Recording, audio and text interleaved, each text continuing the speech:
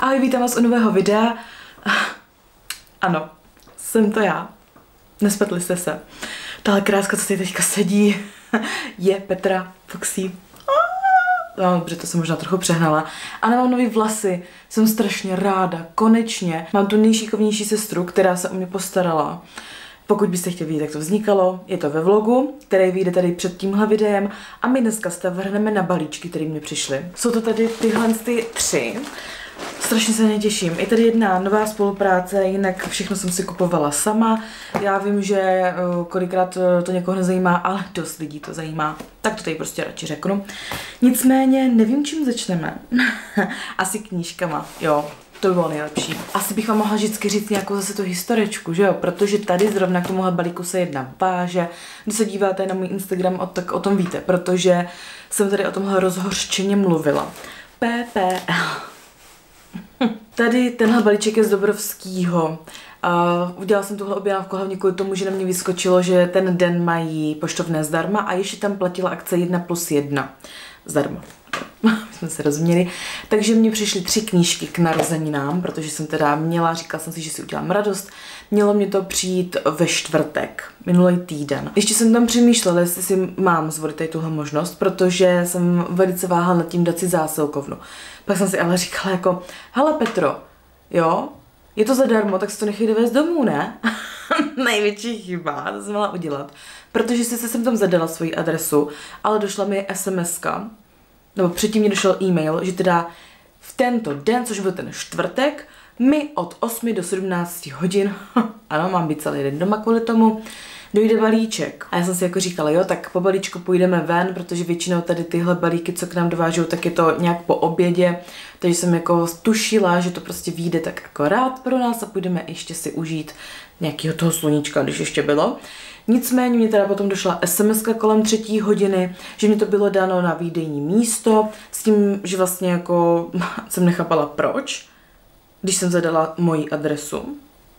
Dobře. A ještě k tomuto výdejní místo, který je u nás, tak nemá otevřeno pořád, protože to je manikúra. No. Takže já jsem prostě byla naštvaná a protože už se to nestalo poprvé, ale po druhé, tak jsem volala na PPL, paní byla tady velice slušná a ochotná, vysvětlila mi, že teda mám už tam zažádáno o změnu té zásilky, jako změnu té dopravy nebo něco takového, což absolutně nechápu proč. Takže jsme tam spolu vymysleli, že teda ten balíček mě dovezou v pondělí toho 11. Tak jsem říkala, jo, v pohodě. No jenom, že o víkendu, což jsem nechápala, proč mi došla zpráva, že je to na tom výdejním místě, tak jsem říkala, tak já nevím, co to znamená. Takže v pondělí jsem tam volala, s tím, že teda mě to zvedl samozřejmě na tom pepelku někdo jiný a četl mě ten vzkaz, to tam ta paní se mnou sepsala, jenomže ten balíček byl pořád na tom výdejním místě a nic se nedělo. On vlastně to měl převést ještě na nějaký depo, kde to měli asi nějak překódovat a teprve potom to poslat ke mně domů. Takže jsem řekla té paní, že jestli tam pořád je, tak já mám teďka čas tam mít a dívala jsem se, že tam je otevřeno na té manikúře, takže si to půjdu vyzvednout. No, takže takhle složitě se ke mně ten balík dostával, ale mám ho tady. Jako, já vím, že třeba to nikoho nezajímá, ale my máme rádi nasírací historky, že? Tak co myslíš, že se mi to povede? Yeah! Dost dobrý. Takže říkala jsem 3 knížky a jsou tady 3 knížky. Hlavně opatrně. Mám tady 3 knížky, které jsem si vlastně koupila díky doporučení, co dávají lidi na Instagramu, protože jinak bych asi o nich neuvažovala. První knížka tak je tady díky Pen & Books, Kája, protože tady o téhle knížce mluvila fakt jenom v superlativech. Je to tedy od Hany Marie Kernerové. Je tady tuhle spisovatelku znám díky Andělské tváři, protože moje mamka byla do ní úplně kdysi dávno strašně zamilovaná. Myslím si, že ještě četla Pána hor, ale tím se teďka nejsem vůbec jistá. Kočička mi tam chodí, jsem se trošku lekla, protože už je noc. A jako ježiš, já jsem strašně ráda, že mě došlo tady tohle, co jsem si myslela, protože ta obálka na mě takhle z dálky působila, jsem ji nikdy v ruce nedržela. A je to taková ta hebonka obálka a tady ty další, to mají podobný, ale svlíkací teda. Jo, svlíkací. No, takže nejenom, že teda je krásná, ale měla by ukrývat i krásný příběh. Já jsem si potom říkala, že určitě ta knížka dlouho u mě nezůstane a počím monce, protože by toho mohlo udělat taky radost. aby přečetla zase něco jako dalšího od ní. Vím, že tehdy mamku strašně zklamalo to filmové zpracování, že ona přečetla knížku a pak teprve viděla film. Já jsem jenom viděla film a líbil se mě tehdy. Takže tady půjde o fascinující příběh podle skutečné události, což já opravdu mám ráda. Vy víte, že jo, pokud mě sledujete delší dobu. Bude tady o 17letou Anu, která přijíždí krátce po druhé světové válce do Československa, do země, kterou zná jen z vyprávění, ale která je v jejich představách zemí zaslíbenou. Česky neumí a příbuzné zná jen z fotografií, přesto doufá, že u nich najde druhý domov. Teď to pokračuje dál. Já mám ráda, když si vždycky ten příběh jenom nakousnu a dál si ho nějak víc nerozmotávám, protože ano, já bych tady nemusela říkat žádný spoilery, v anotaci většinou by mělo být jenom takový to lákadlo, ale já se takhle nechám, protože víc o tom nepotřebuji vědět a tohle mě utkvělo v paměti. Já jsem se přiznám, neposlouchala všechno od Káji, protože jsem si fakt chtěla nechat něco skrytý. Mně jenom stačilo, jak z toho byla strašně nadšená. Takže to bylo všechno k téhle knížce. Já jsem si tady nenechala teda moc prostoru a odkládání, bože. No a teď tady mám tu akci 1+1, je to teda první a druhý díl. Na tuhle knížku mě lákala Wendy, na Instagramu Wendy Šimotová, protože tady tuhle knížku četli v nějakým společným čtení a já když jsem vlastně mluvila o pohánských zvicích, tak ona mě psala, že si mám určitě přečíst tuhle knížku, protože díky tomu se mi to bude líbit. A jde tady teda o Medvěd a Slavík. Přiznám se, že já když jsem tady tuhle knížku viděla jeden čas úplně všude, tak jsem si říkala, že do ní nepůjdu, protože mě to právě tehdy hrozně štvalo. I když jsem viděla tu obálku a ta je úplně nádherná, tak jsem si prostě řekla, že ne. No jenomže když teda Wendy mě takhle nalákala a pak ještě tam na mě vykoukla v té akci 1+1, tak jsem do ní prostě šla. Takže tady mám hnedka druhý díl, ten je teda trošku silnější a má jinak barevné stránky. Detailista. Nicméně teda druhý díl se jmenuje Dívka ve věži a o čem to je? Pozor na zlo, které číhá v lesích. To už je pro mě úplně fascinující. Miluju lesy. A tady to tajemno je pravda, že vždycky, když byly nějaký horory nebo něco, čeho bych se měla bát, tak já když jsem viděla různé horory, kde se třeba vraždilo, nějaké mučení, tak vždycky mi to bylo nepříjemný, hnusný, radši jsem se na to jako nedívala, odvracela jsem tvář, ale nebyl to pro mě takový ten čistý strach. Když jsem poprvé viděla záhadu v Blair Witch, v těch lesích, pohyblivá kamera, tma, neví, co kolem nich je, tak já jsem z toho byla úplně hotová. Fakt jako takhle jsem se v životě nebála, to bylo strašný. Tohle teďka není míření na to, že bych se i u téhle knížky měla nějak úplně strašně bát, ale tady teda bych vám chtěla taky říct něco malého. Tady jak je to vevnitř. Vy to zase uvidíte zblízka teda. Takže v malé vesničce daleko na severu Rusy se narodí zvláštní dívenka Vasilisa. Vyrůstá bez matky, která zemřela při porodu s milující chovou Duňou, otcem, sestrou a bratry. Vasilisa je od malička jiná než ostatní lidé. Vidí zvláštní tvory, kteří ochraňují domácnost, ale také divoká stvoření. Potom už je tady jenom vylíčený, že má tady do téhle vesnici dorazit nějaký fanatický kněz otec Konstantin a mají přijít zlé časy. Tohle jako fakt zní zajímavě. Nevím, jak je na tom druhý díl a asi si to ani nebudu spoilerovat. Jako je jasný, že člověk, který si nechce vyzradit, co se v prvním díle stalo, si nebude číst, co je v tom druhém díle. Takže 2 díly, nevím vůbec, jestli má být ještě nějaký třetí, nebo je to uzavřený. Já si myslím, že je to uzavřený. Doufám, že se nepletu, protože bych byla ráda. U mě je to tak, že já i když něco miluju, tak jsem kolikrát ráda za konec, protože chci dát prostor něčemu dalšímu. Ale je pravda, že třeba Hra o trůny, teďka Vikingové budou končit, ale třeba Živí mrtví a takhle, tak s nimi se mě prostě bude strašně těžko loučit, tak jako s Hrou o trůny, ale jednou prostě všechno má skončit. No, to jsem zase úplně odběhla někam jinam. Takže to bylo všechno. Jsou to vlastně jediné knížky tady v téhle podobě, které dneska uvidíte. Říkám to schválně, třeba budete už teďka tušit proč. A tu věc, o které říká jako, že mluvím, dám úplně nakonec. Takže jako druhý tady mám tady tenhle balíček. Já teda jsem myslela, že tady v tomhle videu budu mít asi 4 nebo 5 balíčků, protože jsem si objednávala ještě něco, co se týče jako materiálu. Ano, to je materiál. Rozhodla jsem se, že vám začnu víc ukazovat, co takhle kupuju, protože vás to nejenom, že zajímá, ale mě o tom baví docela mluvit, takže jsem si říkala, proč ne. Taky já jsem dřív teda to měla postavený, takže jsem moc nechtěla říkat, z čeho třeba háčkuju a tak. Jenomže když mě začali někteří, nebo spíš někdo, krást nápady, tak jsem si říkala, že už je jedno, jestli ukážu, z jakého to dělám materiálu. Nicméně pak jsem si řekla takovou jednu větu, která mě zastavila od toho, abych tady nad těma věcma víc přemýšlela, že moje ruce mi nikdo nevezme a to, co budu dál tvořit a jak to budu dělat, tak to je prostě jenom na mých ručičkách, na mé hlavě. Taky krásné hračky a věci budou jenom ode mě. Jsem dneska strašně nevtipná. Jsem se lekla, že se něco rozstřihlo. Mám tady takhle první bavlnky, které používám na takové ty větší hračky. Je to teda značka Yarn Art, nevím, jestli se takhle čte. Jeans Plus. Tady tohle je zatím takový tajný projekt, chci z toho něco vyzkoušet, vůbec nevím, jak to dopadne. Takže tohle je na velký zvířátka, je to konkrétně objednávaný kvůli věcem, který chci dělat, není nic plonkovního, což mám takhle úplně nejradši, ale není na to něco zkoušet jen tak, že jo. A což tady vlastně mám další věc, což je třeba tady tahle. To jsem fakt zvědavá, protože bych chtěla dělat jednorožce, který bude mít duhový komponenty přímo. Předtím jsem dělala taky jednorožce, ale hodně růžovýho a kombinovala jsem tam bavlnky, co jsem měla doma. Takže teďka to chci zkusit jinak a tady tu značku mám fakt ráda, takže na tohle jsem zvědavá. Vypadá strašně úplně měkounce. Potom tady mám bavlnky, které jsou taky zase od té samé značky. Je to teda tenčí ta bavlnka, ale složení má úplně stejný. Kdyby vás to zajímalo, tak je to za 55 bavlna a 45. To je anglicky, a já nevím, anglicky pac. No, ale to bude něco prostě to umělýho, no. Každopádně já vám to dám dolů zase. Vždycky, když vám takhle něco ukazuju ve videu, v jakýmkoliv, tak to máte vždycky dole. Takže se určitě podívejte. A tady to mám taky objednaný kvůli konkrétním věcem. Strašně se na to těším, já to úplně vidím. To bude hezký. No, ale to je taky zatím tajný. Takže to jsou bavlnky a teď tady mám nějaký komponenty. Tentokrát jich tady mám teda takhle víc. A objednávala jsem něco, co mě zajímá a je to super. Jsem nedořekla větu, už jsem začala druhou. To je úplně moje klasika. Jde tady o tyhle jehly.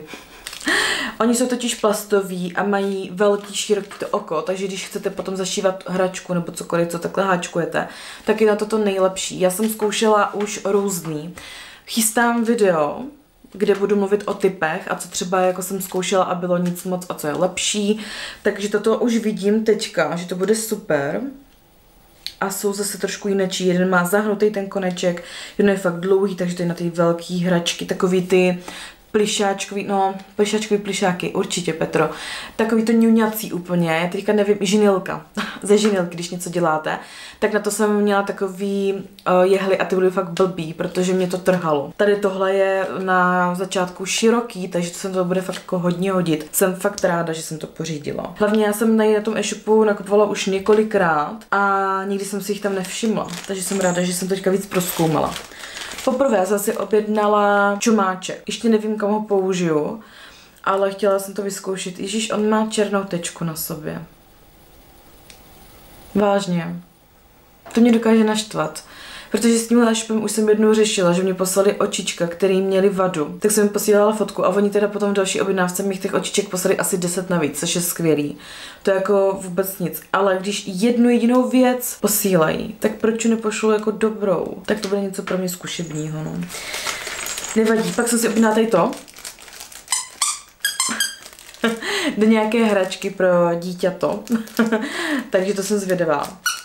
Ano, funguje obojí. Ježišmarja, Rozi, promiň. No, to je skvělý. Tohle jsem doma neměla, právě ty pískátka. Měla jsem jenom tady tyhle rolničky, které vám hnedka ukážu. Což tady tyhle jsou teda trochu větší, ale z jiného e-shopu jsem objednávala takový placatý, což je do takových menších hraček lepší. Tohle se mi ale taky vleze tam, kam potřebuju.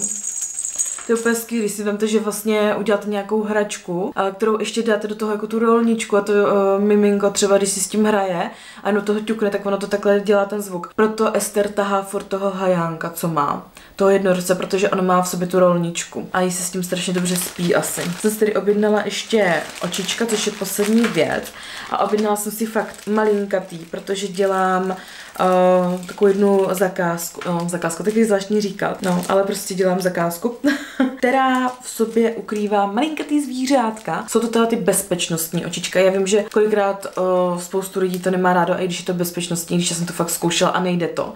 Musíte úplně jako zubama zatáhnout, když to chcete z toho vytáhnout a už to tam je umístěný. A fakt to jako funguje. Já jsem teda nakoupila 3 různé velikosti těch menších, co tam měli, protože jsem si nedokázala vůbec odhadnout, jaký budu potřebovat, ale všechny kulatý, protože oni jsou ještě takový oválný a to se mi až tak nelíbí. Takže tohle, potom tady mám ještě 2 větší oči s hnědým. Dobře, anatomie je panenka a kolem toho je co? To barevný prostě.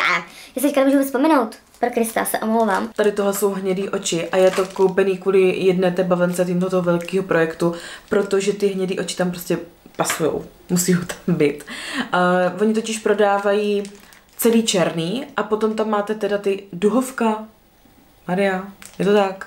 Nevím, teď si přijdu úplně tupá. Každopádně tyhle jsou hnědý, mají ještě šedý, modrý, i takový třpitivý, to už třeba já nemám moc ráda, to už takový pro mě jako moc velká divočina. A potom jsem si objednala ještě jeden čumáček, černý, takový velký, že s tím bych jako chtěla taky zkusit něco. Takže tohle je všechno z těch věcí, samozřejmě uvidíte všechno zblízka. Tady jsem teda dostala dárečky, protože to jsem si neobjednávala. Oni to takhle dělají rádi, tyhle e-shopy, že tam třeba přihodí nějaký knoflíček nebo tak, takže mám teďka knoflíky a la deštníky, které vypadají pěkně. Jako ono to je fajn, když třeba takhle tvoříte doma někomu, něco posíláte a pak to tam třeba nějak zakomponovat do toho balíčku. Tak. Teď se vrhneme na tuhle poslední věc, která mi doma leží už týden a já jsem si myslela, že už to nevydržím. Je to teda nová spolupráce, bude se jednat, já to řeknu až to otevřu. Nicméně jako tady tenhle balíček, když jsem viděla, jak jsem se úplně musela strašně smát, jsem se rozřechtala i před tím kurýrem, který to dovezl, protože to jsem ještě v životě neviděla, ty prostě úplně placatý. Já už to držím v rukou.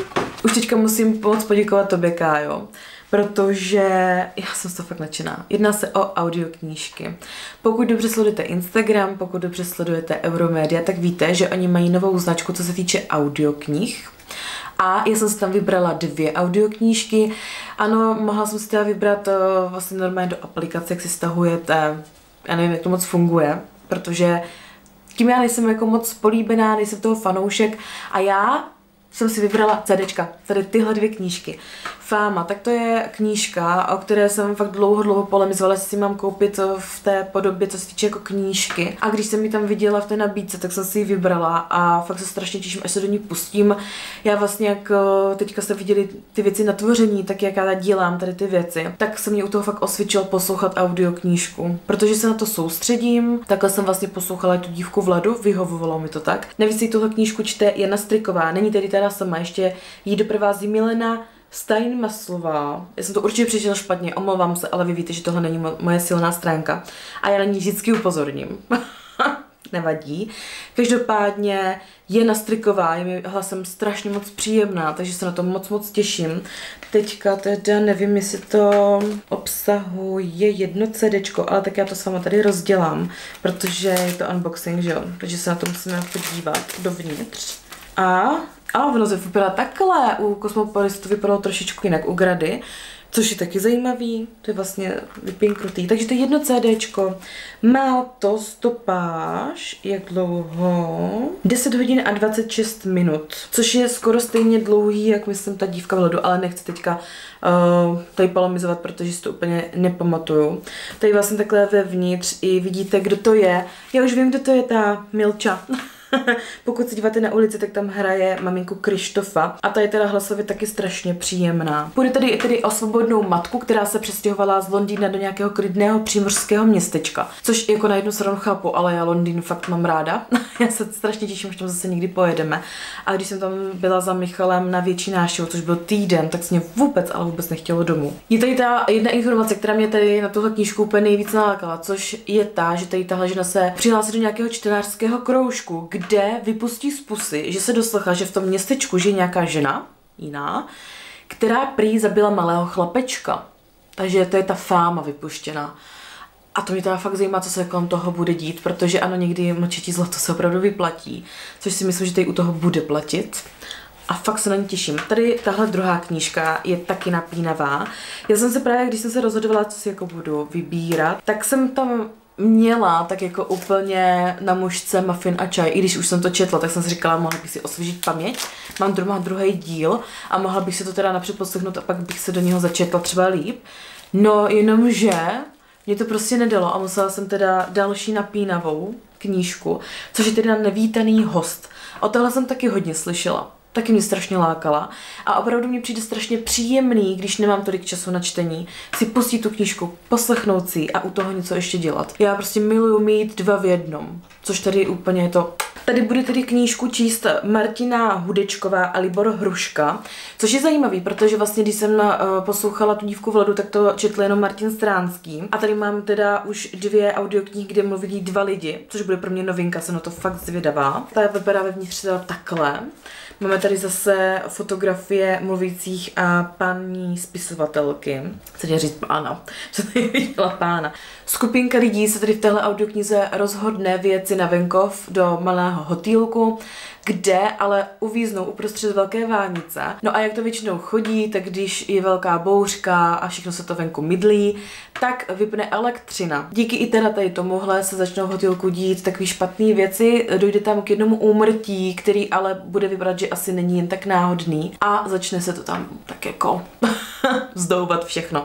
Jsem na to strašně zvědavá, jak jsem říkala i u předchozích knížkách, nechci moc mluvit o tom, co tam tak jako je dál napsaný, já jsem si to ani sama moc nečetla, protože to chci být víc takový uzavřený. Na těchto knížkách mě vždycky baví to, že vy to objevujete během toho čtení, takže tady během poslechu. A to je asi všechno, co bych k tomu řekla. Já se na toho strašně moc těším, protože mě teda došel ten materiál a otevřela jsem ho, tak budu tvořit teďka o 106 a mám co k tomu poslouchat.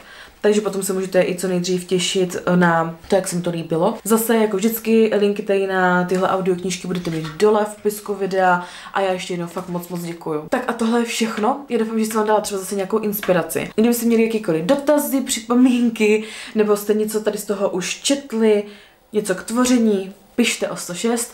Už teda jsem to říkala ve vlogu, ale řeknu to ve vlogu, už nevím mluvit, ale řeknu to i tady. Poslední dobou YouTube dělá to, že neupozorňuje na nový komentáře, musí jít člověk přímo do jejich studia a hledat to tam, nebo hledat.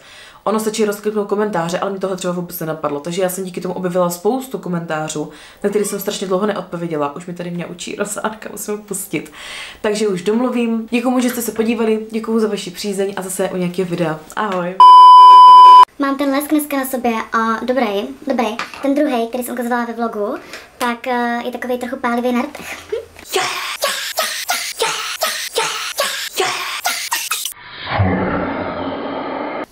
Rozi, počkej chviličku, jo? Momentíček, to řeknu to. A dobře.